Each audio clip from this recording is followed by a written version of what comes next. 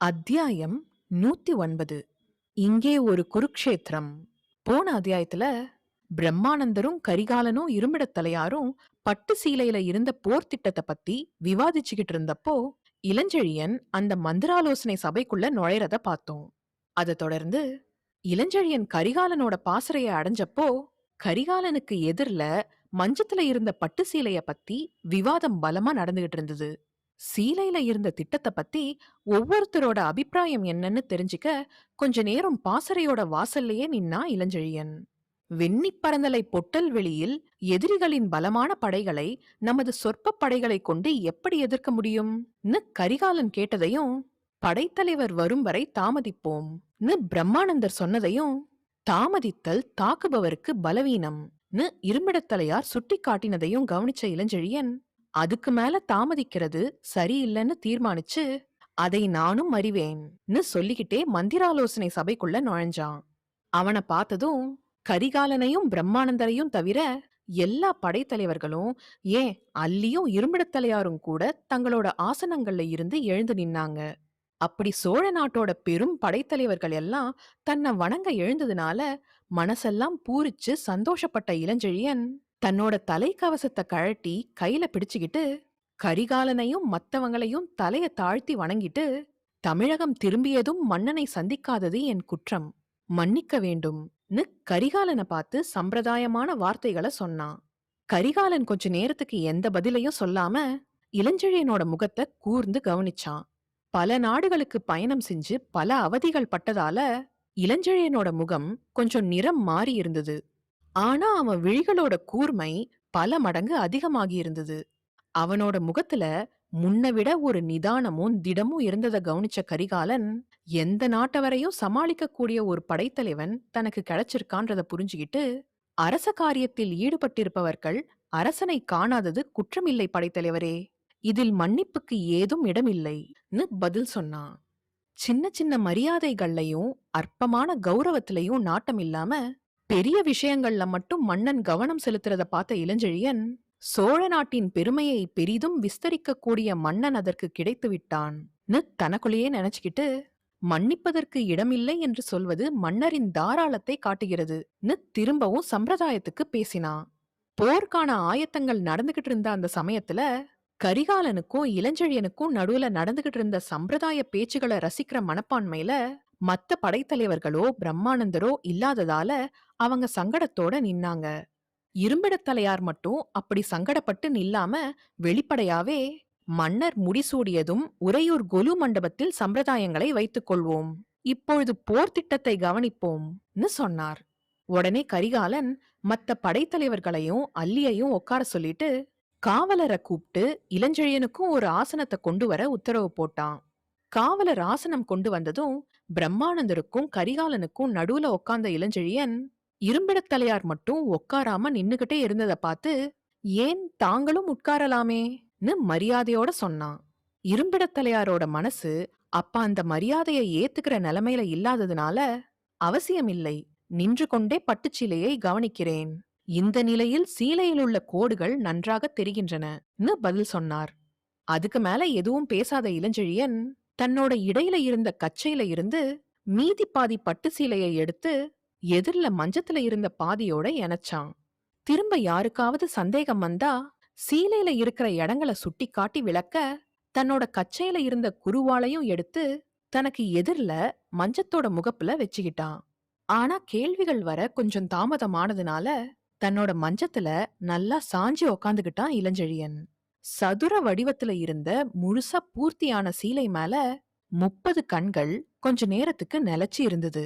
சீலைய பாக்க பாக்க எல்லாரோட முகங்கள்லயும் ஆச்சரியமும் கவலையும் சந்தேகமும் மாறி மாறி படர ஆரம்பிச்சுது. அங்க இருந்த எல்லாருக்கும் சீலையில இருந்த திட்டம் நல்லா புரிஞ்சுது. துணிகரமான அந்த திட்டத்துல பல அபாயங்கள் நிரம்பி இருந்ததையும் எல்லாரும் கவனிச்சாங்க. திட்டத்தை புரிஞ்சுகிட்டதும் இரும்பிடத்தலையார் இளஞ்செழியனை பார்த்து, வெண்ணிப் பரந்தலையில் எதிரிகளை சந்திக்க திட்டமிட்டிருக்கிறீர் படைத்தலைவரே, அந்த பெரும் சிவப்பு புள்ளி அதைத்தானே குறிக்கிறதுன்னு கடுமையா கேட்டார். இளஞ்செழியன் கொஞ்சம் கூட சலனம் இல்லாம திடமா அவரை பார்த்து, ஆம் பிடத்தலையாரே, அதைத்தான் குறிக்கிறதுன்னு சொன்னான். உறையூரிலிருந்து இது கிழக்கே எத்தனை காதம் தெரியுமா?ன்னு கேட்டார் இரும்பிடத்தலையார். தெரியும், சுமார் 4 காத தூரம்,ன்னு சொன்னா இளஞ்செழியன். இன்னும் 1½ காதம் கிழக்கே வந்தால் கடற்கரை இருக்கிறது,ன்னு சொன்னார் இரும்பிடத்தலையார். ஆம், நாகையின் கடற்கரை,ன்னு சொன்னா இளஞ்செழியன். நிம்மதியாக உறையூரிலும் அதற்கு எதிரிலும் படைகளை அணிவகுத்து நிறுத்தி நம்மை எதிர்பார்த்து நிற்பான் இருங்கோவேள். அவனுக்கு 8 காதத்தில் மேற்கே கருவூர் வஞ்சியில் பெருஞ்சேரலாதன் இருக்கிறான். தெற்கே இருக்கிறான் தென்னவன் பாண்டியன்,ன்னு சொன்னார் இரும்பிடத்தலையார். ஆம், உண்மை. அதனால் என்ன?ன்னு கேட்டான் இளஞ்செழியன். அந்த இருவரும் நமது படைகளை கடக்காமலே உறையூரை அடைய முடியும்,ன்னு சொன்னார் இரும்பிடத்தலையார். இதெல்லாம் தெரிந்த விஷயம்தானே?ன்னு சொன்னா இளஞ்செழியன். இது மட்டுமல்ல தெரிந்த விஷயம் படைத்தலைவரே. நாம் படையெடுக்கப் போகும் செய்தி எப்படியோ இருங்கோவேலுக்கு எட்டி இருக்கிறது.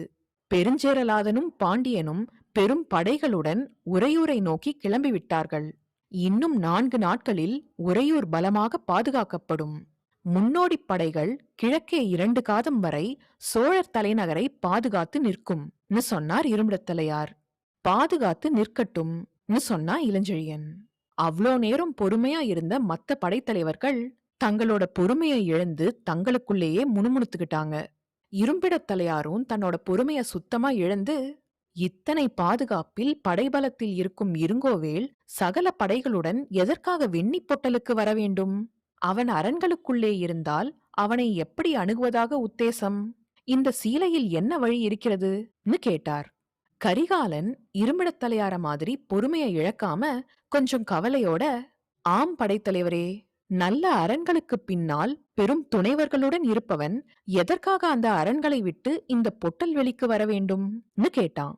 அதற்கு சீலையில் பதில் இருக்கிறது மன்னவா,ன்னு சர்வசாதாரணமா சொன்னான் இளஞ்செழியன்.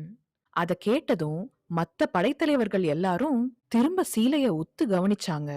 ஆனா அவங்களுக்கு எதுவும் விளங்காததால எல்லாரும் திரும்ப இளஞ்செழியனை பார்த்தாங்க.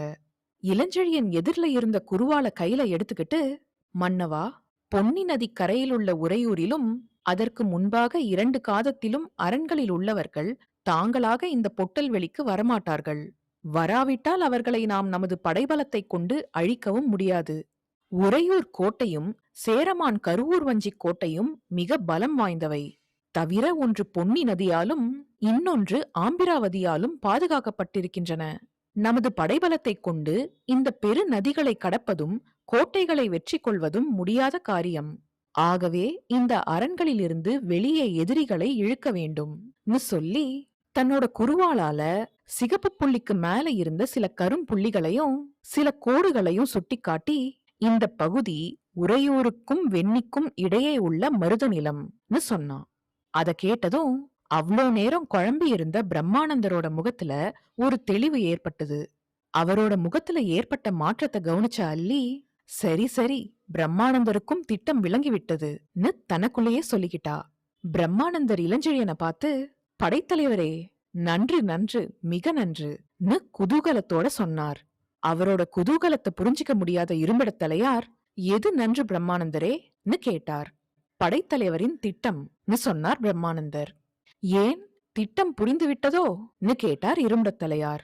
இந்த அடியவனுக்கு ஆண்டவன் சிறிது அறிவை கொடுத்திருக்கிறான்னு அடக்கமா சொன்னார் பிரம்மானந்தர். உடனே இரும்பிடத்தலையாரையும் பிரம்மானந்தரையும் தன்னோட பார்வையாலேயே அடக்கின கரிகாலன், படைத்தலைவரே திட்டத்தை விளக்கட்டும்னு அதிகாரமா சொன்னான். திரும்ப இளஞ்செழியன் தன்னோட குருவாளால பட்டு சீலையில இருந்த சில இடங்களை சுட்டிக்காட்டி, இதோ உறையூரிலிருந்து 4 காத தூரத்தில் இருக்கும் வெண்ணிக்கு சற்று முன்பாகவே மருத நிலம் துவங்குகிறது.